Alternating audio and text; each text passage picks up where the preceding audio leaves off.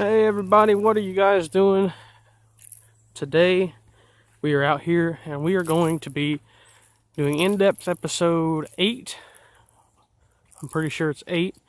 And we are going to be talking about walking baits. Now I've got my personal favorite here, the Strike King Sexy Dog, one of my favorite topwater baits of all time. And we are going to talk about how to work it, how or when to use it, where to use it, and how to catch some monsters with it. So, one of my favorite ways of fishing a walking bait is to cast it as close to cover as you can without getting it snagged. You guys can see that thing is just working right along. Not a care in the world. And suddenly old Mr. Big Bass comes up and nails it. So where I like to throw these, and these are all from experience. This is not at all from, people telling me where to throw these. Every single bit that I'm getting ready to tell you is from experience. And I've been bass fishing with these baits for 2 years now. I really started using them after I bought one of the Strike King Sexy Dogs at the Memphis Bass Pro Shops, the Memphis Pyramid. I bought one there back in 2016, and that same month, actually no, it was the next month, was November, and I was catching fish on it in November when it was, mid-60s. Bucks were running does around me, and I was still catching bass on them. So walking bait is a little bit different than any other bait. It's different from any buzz baits or popping style baits.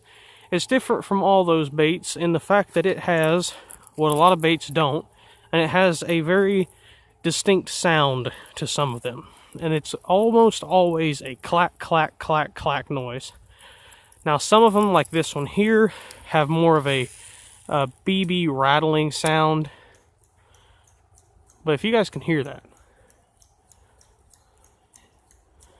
Can you hear that clacking coming off of the trees? It's quite loud actually. But that clacking is what makes those bass bite. And I have owned multiple different poppers, different prop baits, and none of them have rattles like that. These baits here have rattles where if you're up against trees like I was just there, you can hear them echoing from a long ways away. And I've been in situations where it was slick, calm, kind of like this, but on a very big body water. I was throwing a Strike King Sexy Dog way out, trying to catch schooling fish. I never did end up getting a blow up or anything on it, but I was attempting to catch them, and I could hear that rattle way out there. I'm going to say I was probably making 50-yard casts, if not more, possibly even more. I was just bombing this thing out as hard as I could. And I could still hear it way out there, and that's something that poppers and wake baits, crankbaits, nothing else has that kind of sound. So, how do you work a walking bait? How do you do it? Why does it move like that? Basically, how you work it is you reel up till your line's a little bit slack, and you twitch, and just keep going, and keep reeling just like this. And it just sits there and walks right along, and it'll sit there and walk right up to your rod tip. Cast it out, set just like this, have a little bit of slack line, and then just reel up and twitch, and then just keep going. My sunglasses are fogging up quite a bit. I was just inside tying this on. I was inside of an air-conditioned room. But you guys can see, has a very good walking action as that frog is over there making a bunch of noise. I've caught so many bass using these, it's almost hilarious. I've caught a lot, and I do mean a lot, of 2.5 to 3 pound bass using walking baits. And mainly the only walking baits I really use is Strike King Sexy Dog or the original Head Zara Spook. Now if you guys can go back, way back in the archives of the Michael Gerald Topwater King Lure Company, all that videos, you go way back into the old videos that were filmed sideways. There's a video somewhere, and I think the title was Topwater Season Has Arrived or something like that. And if you guys do watch that video, even though it's sideways, the 3 baits I used was a Strike King Sexy Dog in natural shad color, a Head Zara Spook, Super Spook, in a baby bass color, and a Head One Knocker Spook in a Florida bass color. And I ended up catching, I think, 6 fish in that whole video, 2 fish on each bait. And it was very odd because they weren't really keying in on one specific bait. Like if I just stuck with a Sexy Dog, I would catch 2 fish and then literally wouldn't catch another fish on that bait. And then I'd switch over to a Head and Spook and I would catch 2 and not have another blow up. I'd switch over to the One Knocker, I'd catch 2 and literally not have another blow up the whole time. That's how weird it is, or how weird that day was. I was getting hits, but I would only catch 2, and then that bait basically was useless after that. I wouldn't get any more bites, wouldn't get any more blow-ups even.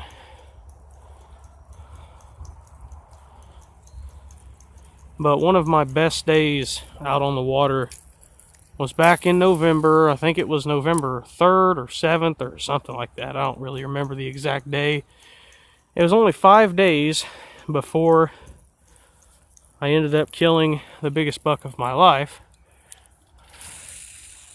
And what's interesting about it is I was using a natural shad Strike King Sexy Dog.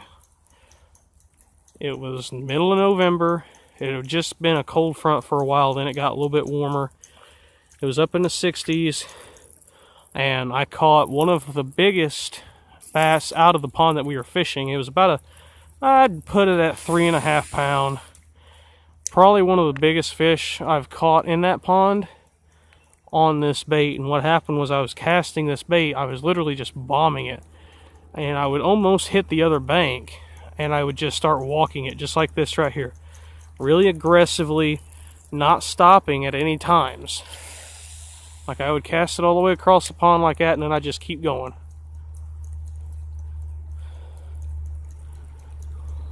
I just wouldn't stop. And they would hit it, most of the time they were either going to hit it right after they got to the bank or about midway to the cast. Like it would get either hit at the beginning of the cast or midway through it.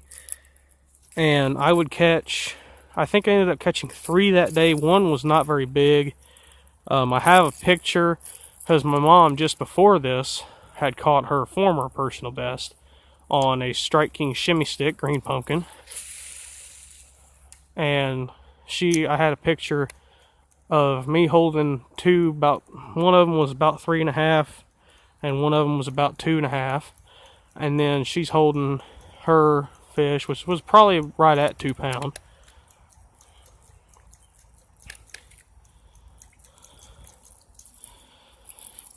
It's a pretty cool picture. Max, or my little brother Max, you guys may have seen him before. He was standing there beside us as we took the picture. We all was out there and we was just trying to catch fish, and my dad, he was really surprised of how I was catching fish on topwater in the middle of November. Another good time, being bit by mosquitoes, but another really good time to throw walking baits is when the bluegill are spawning. And right now, here in Illinois anyway, the bluegill are starting to spawn.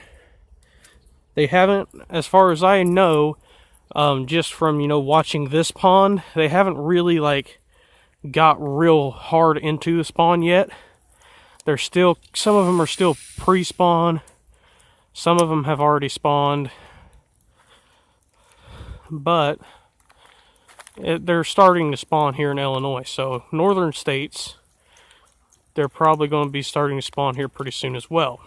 For you guys maybe up in northern Illinois, Michigan, Missouri, northerner states, you know, states kind of even with us.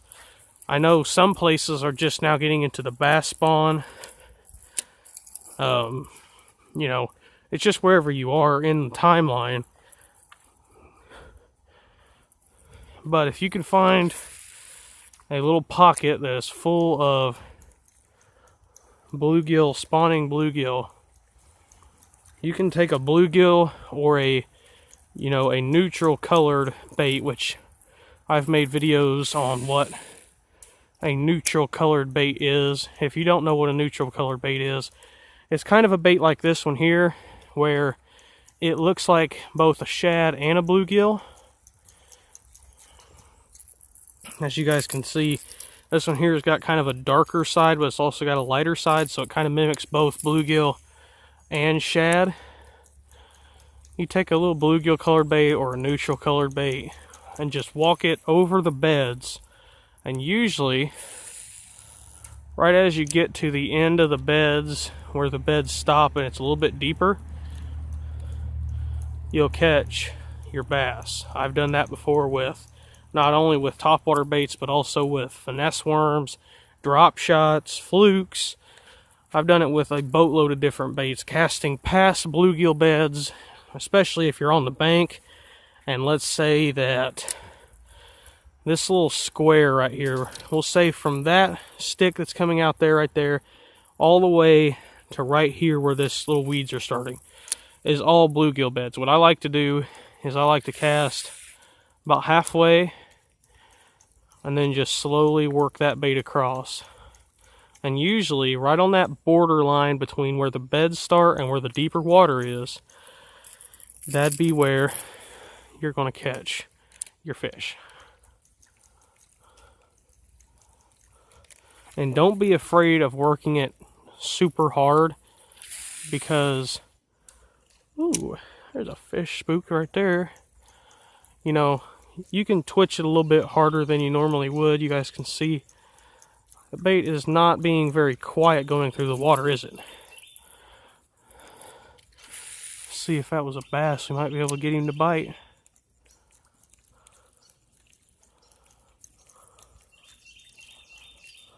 Well, if it was, it didn't want to bite.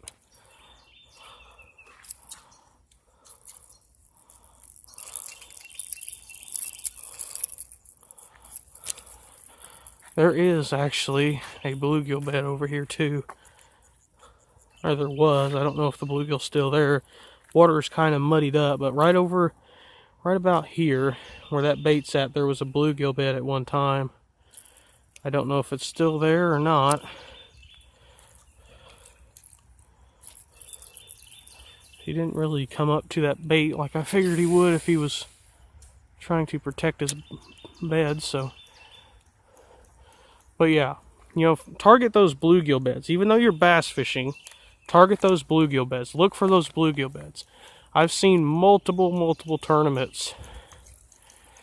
I've seen a bunch of tournaments won, and people weren't even looking for the bass, they were looking for the bluegill. And they found where the bluegill were bedding, and they just whacked them. Another really good bait for fishing around bluegill beds is a poplar, or a frog if there's a lot of grass around the bluegill beds, and you can't really get, you know, a sexy dog or a poplar through there. It's a little bit too much grass. You know, grab a frog, you know, bluegill colored frog. You know, don't go with like a white. Go with like a brown or a black, or maybe a bluegill specific color. You know, a color that specifically mimics a bluegill.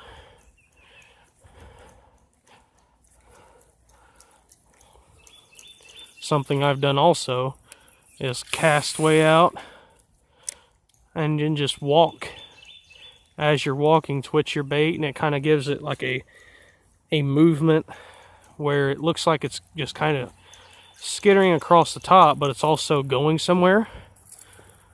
Like, ooh, there's a bass or something over there.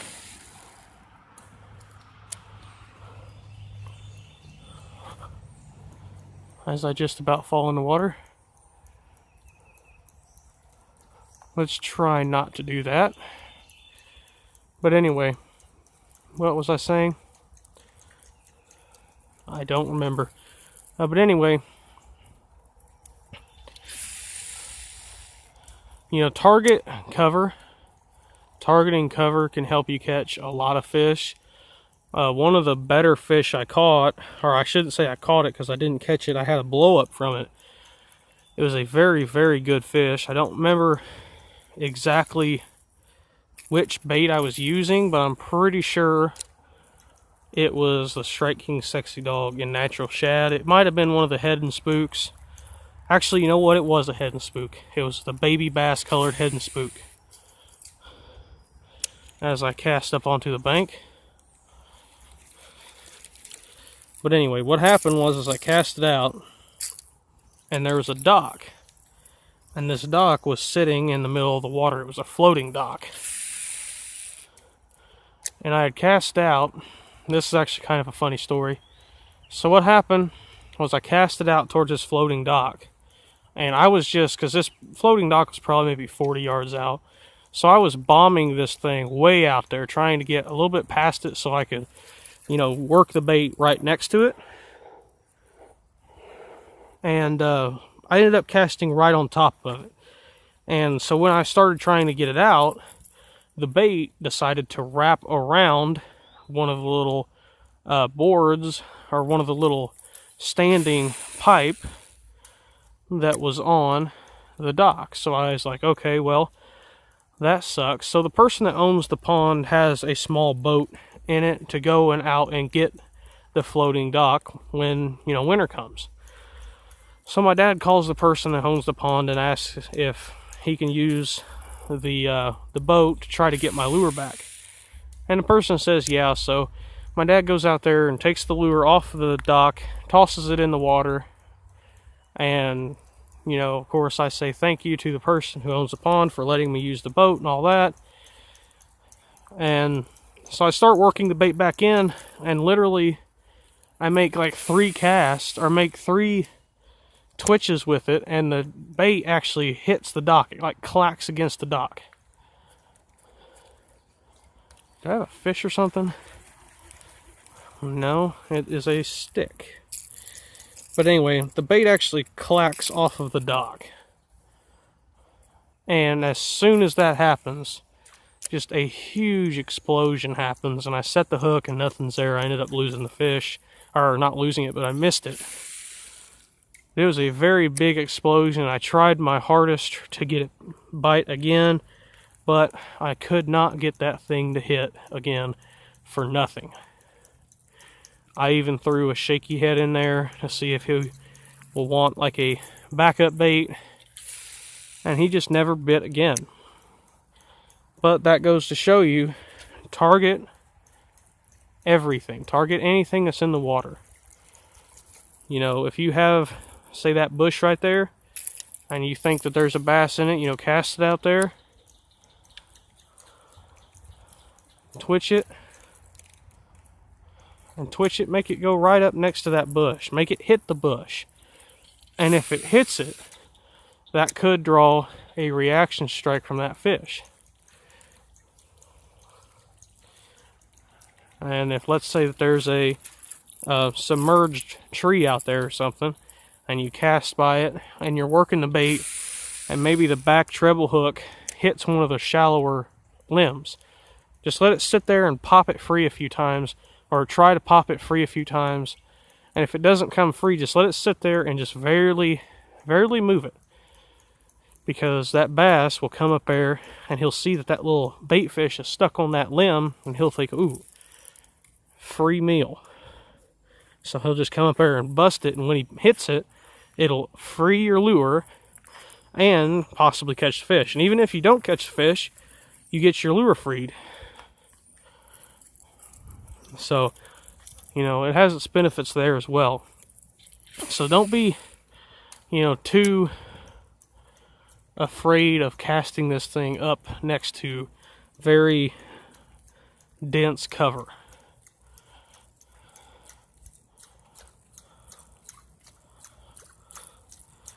I feel that if I was on a normal pond with a lot more bass in it than this one here does, because this one here only has like 4 or 5 bass in it. I think if I was on a normal pond that had some more bass than this, I probably would have caught one by now.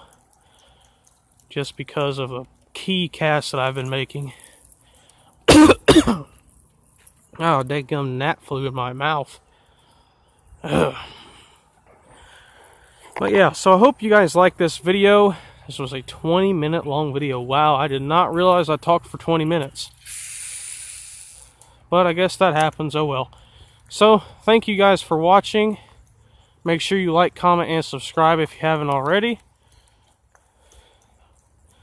And make sure you watch my other video, because I will be going MIA for a little while. Won't be able to post videos for a few minutes. Or a few days, I mean. I don't know why I said minutes. But I won't be able to post videos for a few days, so I hope you guys like the video. And see ya.